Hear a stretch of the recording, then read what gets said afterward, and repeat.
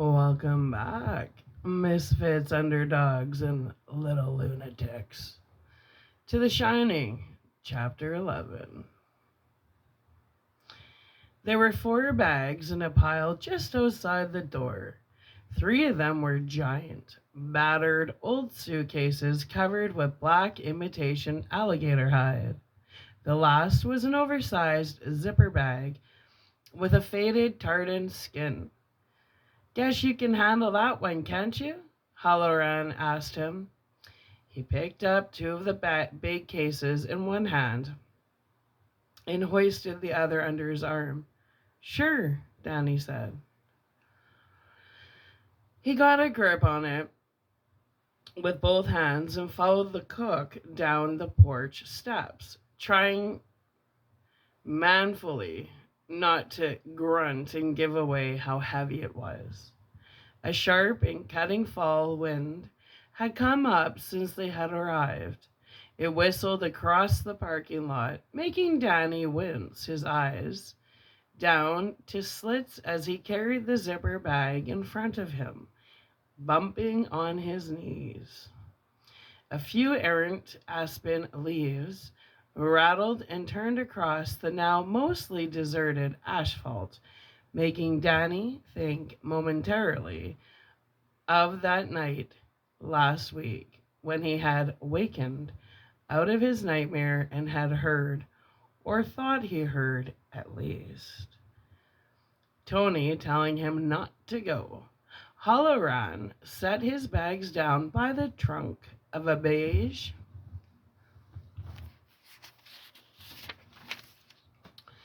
Plymouth Plymouth Fury. This ain't much car, he confided to Danny. Just a rental job. My Bessie's on the other end. She's a car. 1950 Cadillac. And does she run sweet? I'll tell the world I keep her in Florida because she's too old for all this mountain climbing. You need a hand with that? No, sir, Danny said. He managed to carry it the last 10 or 12 steps without grunting and set it down with a large sigh of relief. Good boy, Halloran said. He produced a large key ring from the pocket of his big serge jacket and unlocked the trunk. As he lifted the bags in, he said, You shine on, boy. Harder than anyone I ever met in my life. And I'm 60 years old this January. Huh? You got a knack, Halloran said, turning to him. Me, I've always called it shining. And that's what my grandmother called it too. She had it. We used to sit in the kitchen when I was a boy, no older than you, and have long talks without ever opening our mouths. Really?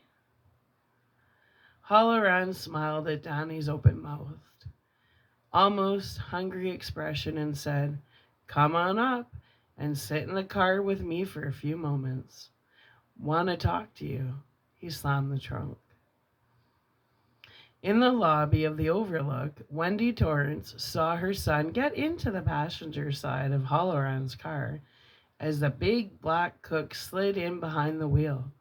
A sharp pang of fear struck her, and she opened her mouth to tell Jack that Halloran had not been lying about taking their son to Florida. There was a kidnapping afoot. But they were only sitting there. She could barely see the small silhouette of her son's head, turned attentively towards Halloran's big one. Even at this distance, that small head had a set to it that she recognized. It was the way her son looked when there was something on the TV that particularly fascinated him, or when he and his father were playing old maid or idiot cribbage. Jack, who was still looking around for all men, hadn't noticed. Wendy kept silent, watching Halloran's car nervously, wondering what they could possibly be talking about that would make Danny cock his head that way. In the car, Halloran was saying, "Get you kinda lonely, thinking you were the only one?" Danny, who had been frightened as well as lonely sometimes, nodded. "Am I the only one you ever met?" he asked. Halloran laughed and shook his head. "No, child, no. But you shine the hardest." "Are there lots then?" "No," Halloran said. "But you do run across them. A lot of folks, they got a little bit of shine to them. They don't even know it. But they always seem to show up with flowers when their wives are feeling blue with the monthlies. They do good on school tests they don't even study for. They got a good idea how people are feeling as soon as they walk into a room. I come across 50 or 60 like that, but maybe only a dozen, counting my gram, that knew they was shining." "Wow," Danny said, and thought about it. Then, "Do you know Mrs. Brandt?" "Her?" Halloran asked scornfully. "She don't shine. Just sends her supper back 2, 3 times every night." "I know she doesn't," Danny said earnestly. "But do you know the man in the gray uniform that gets the cars?" "Mike? Sure. I know Mike. What about him?" "Mr. Halloran, why would she want his pants?" "What are you talking about, boy?"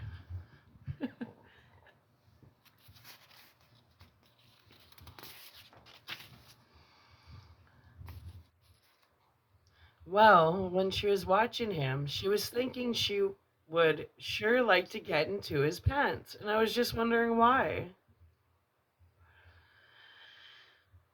But he got no further. Halloran had thrown his head back, and rich, dark laughter issued from his chest, rolling around in the car like cannon fire. The seat shook with the force of it. Danny smiled, puzzled. And at least the storm subsided by fits and starts. Halloran produced a large silk handkerchief from his breast pocket like a white flag of surrender and wiped his streaming eyes. "Boy," he said, still snorting a little, "you are going to know everything there is to know about the human condition before you make 10. I don't know if to envy you or not." "But Mr. Brandt, you never mind her," he said. Or sorry, but Mrs. Brandt, you never mind her, he said. "And don't go asking your mom either. You'd only upset her. Dig what I'm saying?" "Yes, sir," Danny said. He dug it perfectly well.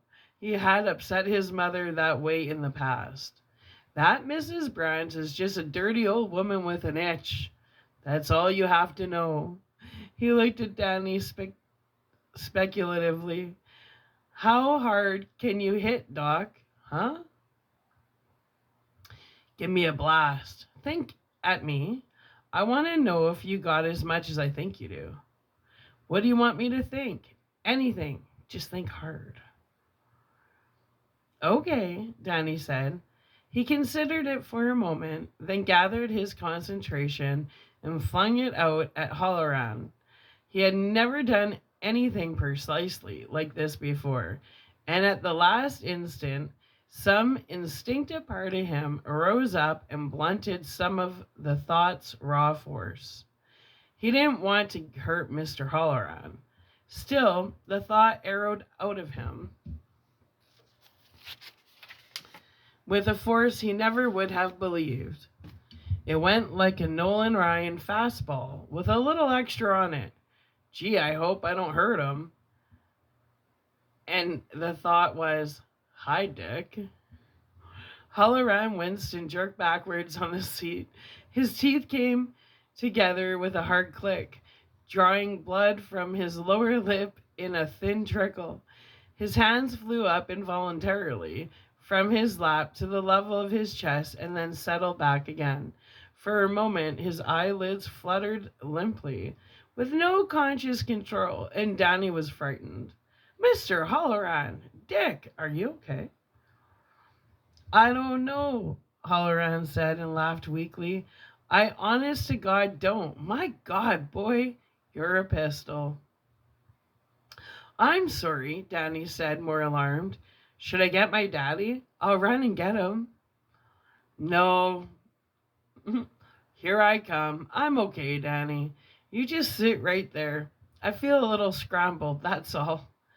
I didn't go as hard as I could, Danny confessed. I was scared to, at the last moment. Probably my good luck you did. My brains would be leaking out of my ears. He saw the alarm on Danny's face and smiled. No harm done. What did it feel like to you? Like I was Nolan Ryan, throwing a fastball, he replied promptly. You like baseball, do you? Halloran was rubbing his temples gingerly. Daddy and me like the Angels, Danny said. The Red Sox in the American League East and the Angels in the West. We saw the Red Sox against Cincinnati in the World Series. I was a lot littler then, and Daddy was. Danny's face went dark and troubled.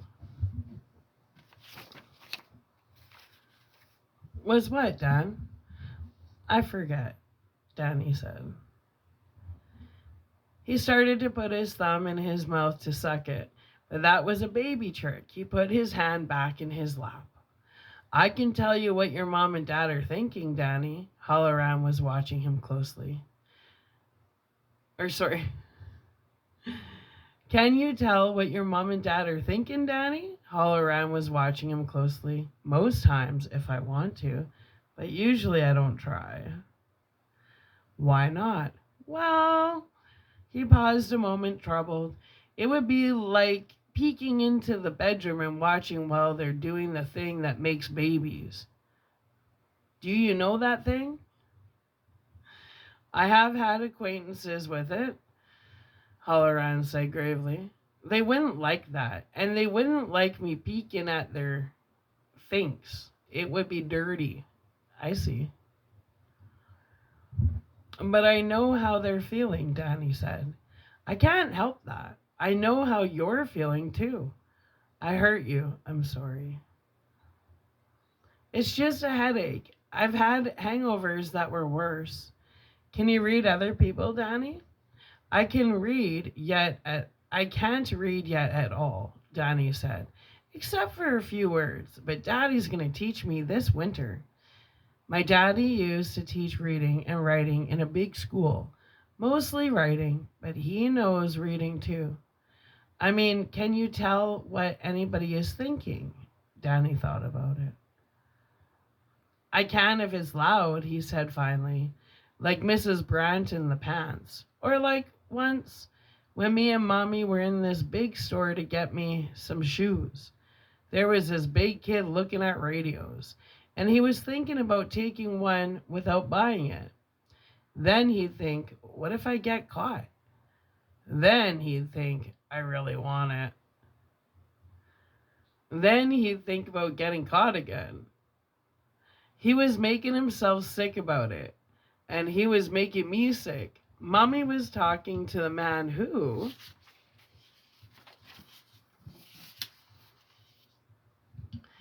sells the shoes. So I went over and said, Kid, don't take that radio. Go away. And he got really scared. He went away fast. Halloran was grinning broadly. I bet he did. Can you do anything else, Danny? It is only thoughts and feelings. Or is it only thoughts and feelings? Or is there more? Cautiously. Is there more for you? Sometimes, Halloran said. Not often. Sometimes. Sometimes there are dreams. Do you dream, Danny? Sometimes, Danny said, I dream when I'm awake, after Tony comes. His thumb wanted to go into his mouth again. He had never told anyone but Mommy and Daddy about Tony. He made his thumb second hand go back into his lap. Who's Tony?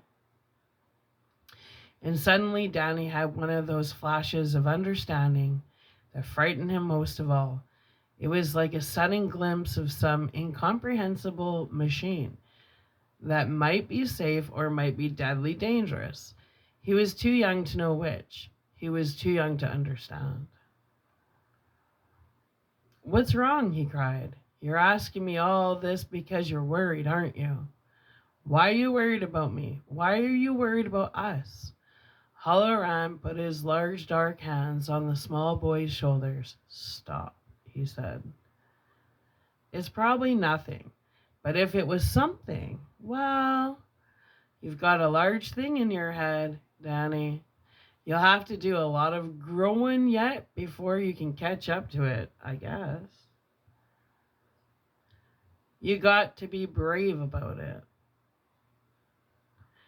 But I don't understand things, Danny burst out. I do, but I don't. People, they feel things and I feel them, but I don't know what I'm feeling. He looked down in his lap wretchedly. I wish I could read. Sometimes Tony shows me signs, and I can hardly read any of them.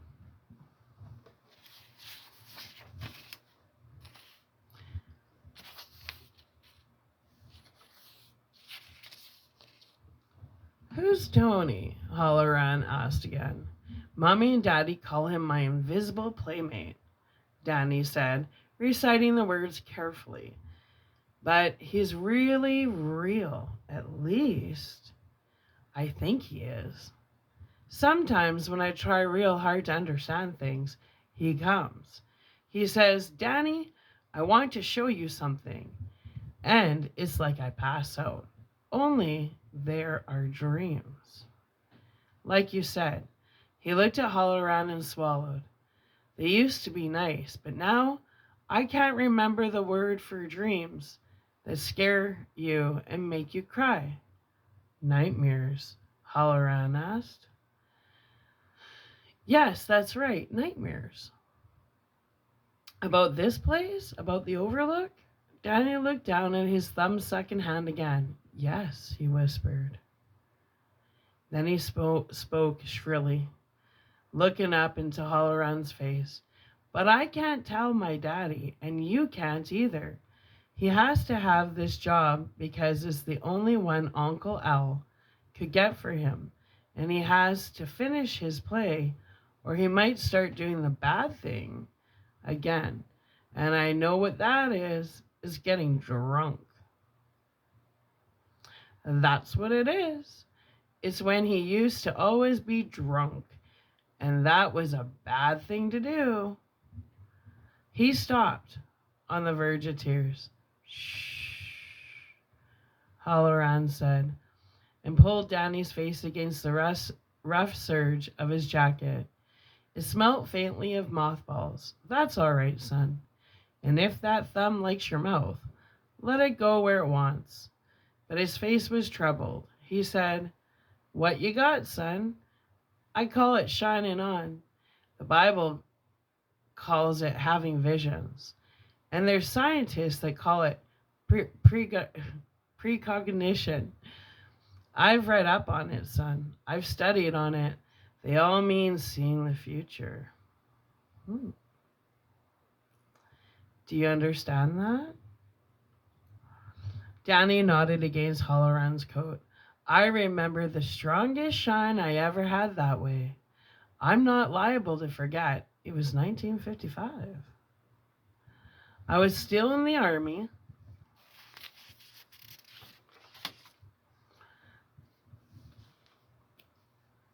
Then stationed overseas in West Germany. It was an hour before supper.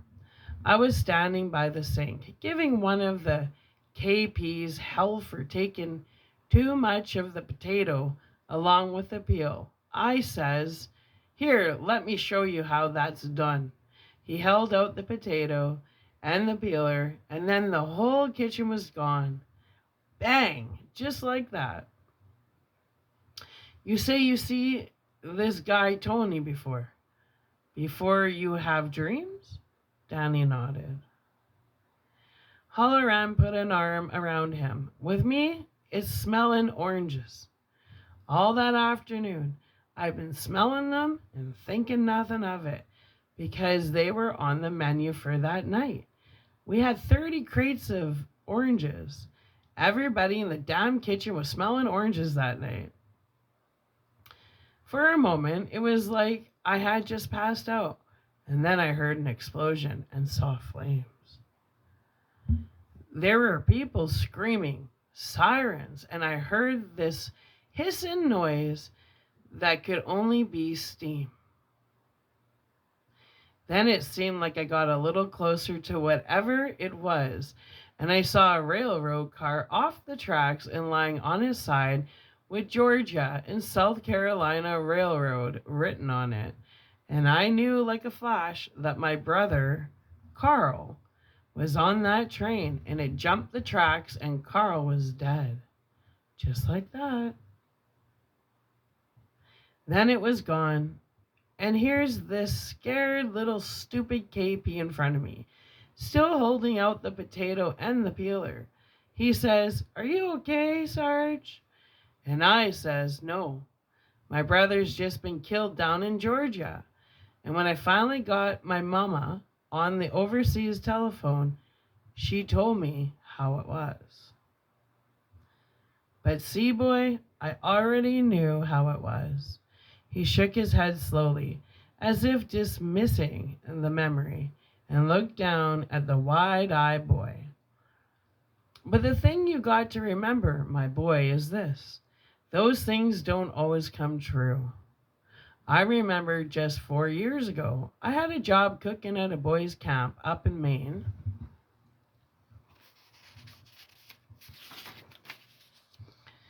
On Long Lake. So I'm sitting by the boarding gate at Logan Airport in Boston, just waiting to get on my flight, and I start to smell oranges. For the first time in maybe 5 years. So I say to myself, my God, what's coming on this crazy late show now? And I got down to the bathroom and sat on one of the toilets to be private. I never did blackout, but I started to get this feeling, stronger and stronger, that my plane was gonna crash. Then the feeling went away, and the smell of oranges, and I knew it was over. I went back to the Delta Airlines desk and changed my flight to one 3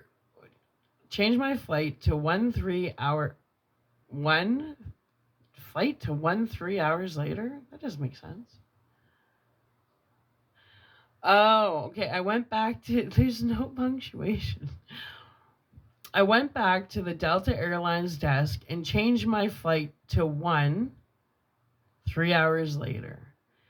And do you know what happened? What? Danny whispered.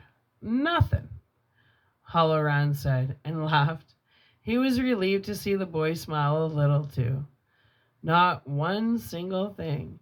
That old plane landed right on time and without a single bump or bruise.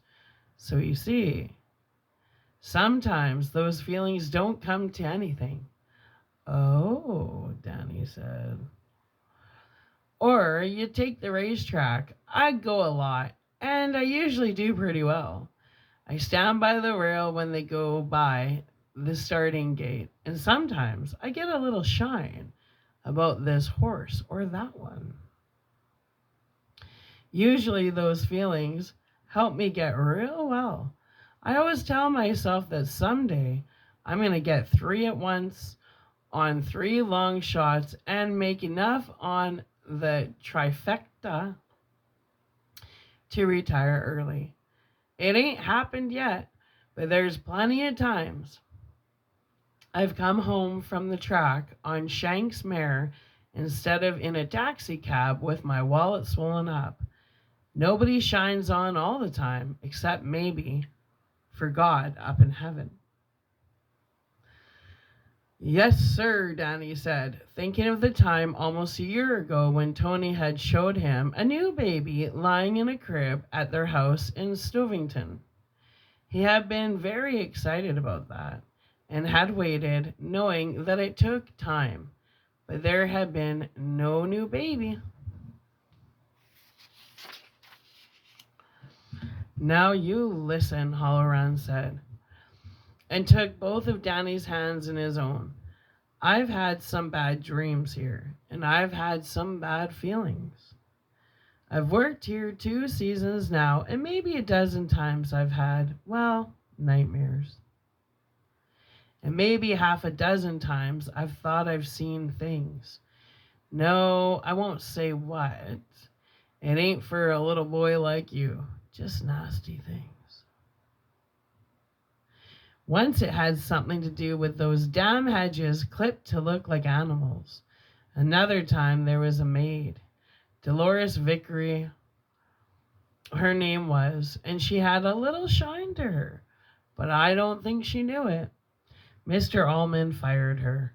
Do you know what that is, Doc? Yes, sir, Danny said candidly. My daddy got fired from his teaching job, and that's why we're in Colorado, I guess. Well, Allman fired her on account of her saying she'd seen something in one of the rooms where, well, where a bad thing happened. That was in room 217. And I want you to promise me you won't go in there, Danny. Not all winter. Steer right clear. All right, Danny said. Did the lady, the maiden, did she ask you to go look? Yes, she did. And there was a bad thing there. But I don't think it was a bad thing that could hurt anyone. Danny, that's what I'm trying to say. People who shine can sometimes see things that are going to happen. And I think sometimes they can see things that did happen. But they're just like pictures in a book. Do you ever see a picture in a book that scared you, Danny? Yes, he said, thinking of the story of the Bluebeard and the picture where Bluebeard's new wife opens the door and sees all the heads. But you knew it couldn't hurt you, didn't you?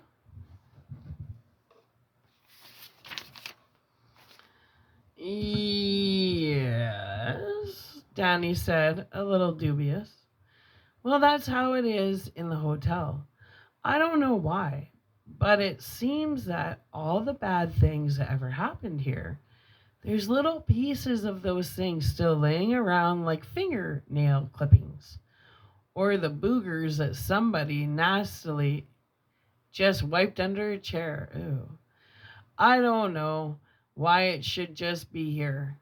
There's bad goings on in just about every hotel in the world, I guess. And I've worked in a lot of them and had no trouble. Only here. But, Danny, I don't think those things can hurt anybody. He emphasized each word in the sentence with a mild shake of the boy's shoulders. So if you should see something in a hallway or a room or outside by those hedges, just look the other way, and when you look back, it'll be gone. Are you digging me? Yes, Danny said. He felt much better, soothed. He got up on his knees, kissed Halloran's cheeks, and gave him a big hard hug. Halloran hugged him back. Where he released the boy, he asked. Your folks, they don't shine, do they? No, I don't think so.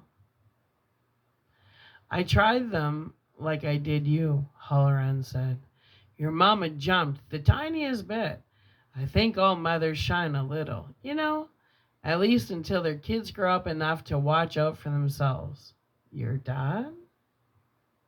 Halloran paused momentarily. He had probed at the boy's father and he just didn't know. It wasn't like meeting someone who had the shine or someone who definitely did not. Poking at Danny's father had been strange. And if Jack Torrance had something that he was hiding, or something he was holding in so deeply submerged in himself that it was impossible to get to. I don't think he shines at all, Halloran finished. So, you don't worry about them. You just take care of you. I don't think there's anything here that can hurt you. So just be cool, okay? Okay. Danny. Hey, Doc. Danny looked around. That's Mom. She wants me. I have to go. I know you do, Halloran said. You have a good time here, Danny. Best you can, anyway. I will. Thanks, Mr. Halloran. I feel a lot better. The smiling thought came in his mind. Dick to my friends. Yes, Dick, okay. Their eyes met and Dick Halloran's winked. Danny scrambled across the seat of the car and opened the passenger side door. As he was getting out, Halloran said, Danny? What? If there is trouble, you give a call. A big loud holler like the one you gave a few moments ago. I might hear you even way down in Florida. And if I do, I'll come on the run. Okay, Danny said and smiled. You take care, big boy. I will. Danny slammed the door and ran across the parking lot towards the porch, where Wendy stood holding her elbows against the chill wind. Halloran watched, the big grin slowly fading. I don't think there's anything here that can hurt you. I don't think. But what if he was wrong? He had known that this was his last season at the Overlook ever since he had seen that thing in the bathtub of room 217. It had been worse than any picture in any book. And from here, the boy running to his mother looked so small. I don't think. His eyes drifted down to the topiary animals. Abruptly, he started the car and put it in gear and drove away, trying not to look back. And of course he did. And of course the porch was empty. They had gone back inside. It was as if the Overlook had swallowed them. Ooh. All right, well, that's the end of chapter 11. I'm going to upload this, and we're going into chapter 12, the Grand Tour. All right, misfits, underdogs, and little lunatics. Make sure to come on back. I'm back.